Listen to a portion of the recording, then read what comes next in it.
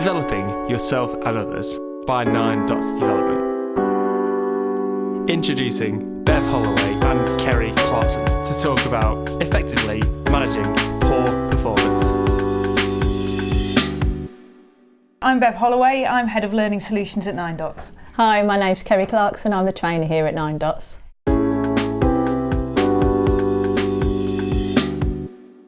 Kerry, what springs to mind for you when we say the words performance management?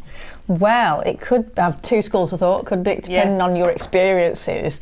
So performance management ideally should have this positive, energetic, kind of enthusiastic, motivational feel about it, going great. Yeah, you're managing your performance, you're doing well, you're getting even better. Absolutely, what opportunities are out there for me, the feedback on what I can do even better. Unfortunately, not everyone feels like that. No. Sometimes people hear the word performance management and think, oh no, negative conversation, what have I done wrong? They're being performance managed. Yes, which has a negative, that it's almost code, isn't it really, for some people, of in like, right, you're going to be managed out of business. Yeah. And I think there's a place for supporting people to do their job really well if they're poorly performing. But actually, managing performance isn't about that. And I come from a HR background. And as a HR professional, one of the things that's sort of ingrained in you is this idea of the performance management cycle. Yeah.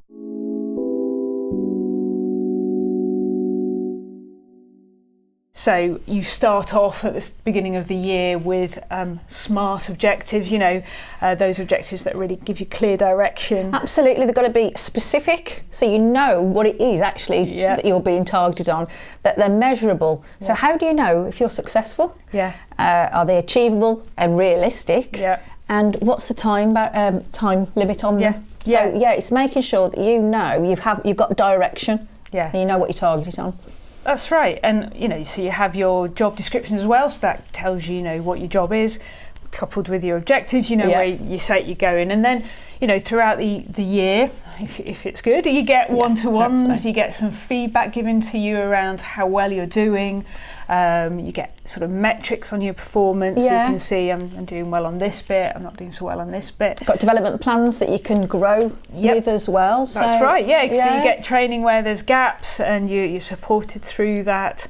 And then, at the end of the year, you get your appraisal, your end of year appraisal or review. And that's where you're sort of given an idea around, how well you've done throughout the year, and then it sort of starts all over again. And the idea is really to support you through your performance management, to make sure that those objectives are linking to the organisational objectives, and you, the individual, the manager, the team, and the organisation is really, really performing towards the right things. Absolutely, and then the one-to-ones that you're having on a monthly basis keep you on track.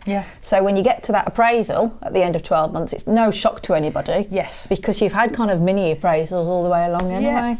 So that's kind of what was ingrained. A couple of years ago, or a few years ago, Netflix kind of blew this concept out of the water. And I was actually come across an article the other day by performyard.com.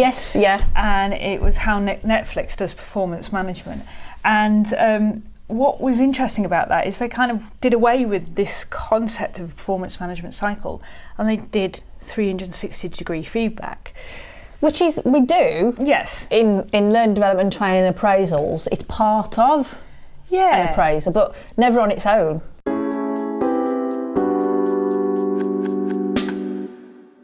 360 is where it's, feedback from your manager, feedback from sort of the side, maybe the peers, your colleagues, from direct reports if you've got people that report into you, and your yourself own, as well. Your own self-awareness. So you're getting that sort of 360-degree view.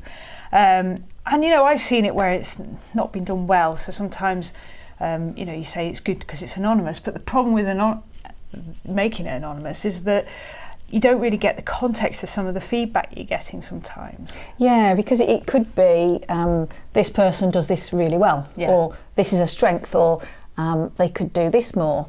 But without the example, or who is it that's said this, so I can ask them a few more questions about it. It's great for opening these blind spots, isn't it? But But do with a bit more meat on the bone. Yeah, it doesn't really give you the next step. Yeah. And I think from what I understand with Netflix is what they've done is they've moved away from making it anonymous, because originally they did that. And then they make it face to face. So yeah, it can feel probably a little uncomfortable giving people feedback, but actually by getting that feedback, they can think about what they can stop doing. Yep. What they can start doing and what they can continue doing. And I think that's, they obviously do, it sounds like they do 360 really well. Yeah. It's a really good notion, that. It's like the traffic light system, isn't it, almost? It's like, it's a really good, simple way of doing it. Yeah. And it seems very similar, really, to how the performance management cycle is. It's those open and honest conversations. Well, that was my question. So if Netflix are doing this, is that the way that everybody should do it? Or is it better than that traditional performance management cycle? But I don't know, actually. I don't know that, like you're saying, is there something about just having really good, effective feedback conversations and people being able to do something with that? Yeah. And having that, it's that open and honesty, which is we take for granted anyway in our one-to-ones, don't we? In our appraisal and performance conversations, we want that trust. So we have that trust, and that's what enables each other to give each other constructive feedback. You spend a lot of time often on people who maybe not be performing.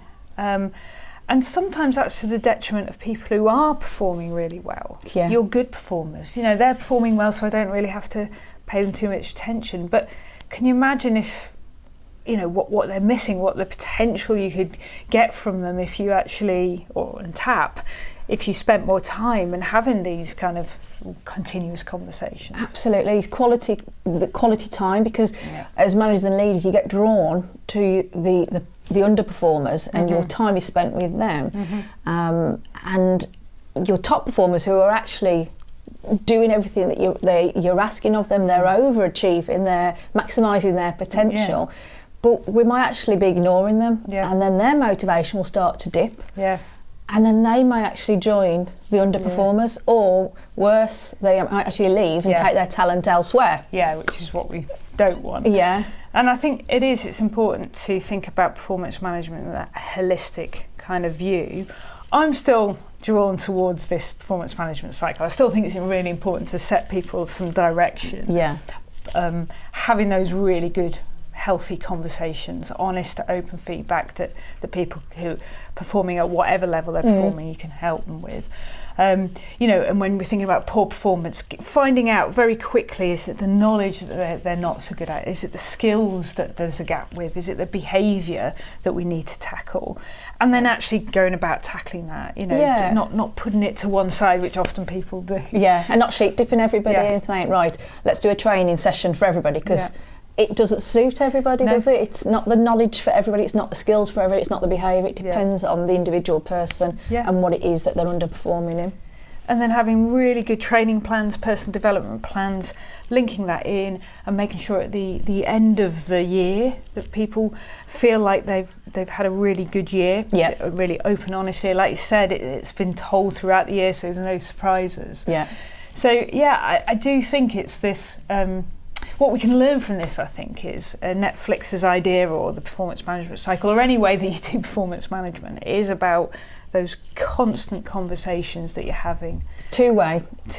Absolutely. Constant conversations. Yeah, and it's a positive experience that, you don't go in going with that mindset of this is going to be a bad conversation. It's wow, what an opportunity this is, that I can have a quality conversation, talk about my objectives, talk about the future. Yeah. So I'd like to challenge our audience. How can you continually improve? What performance management system can you use?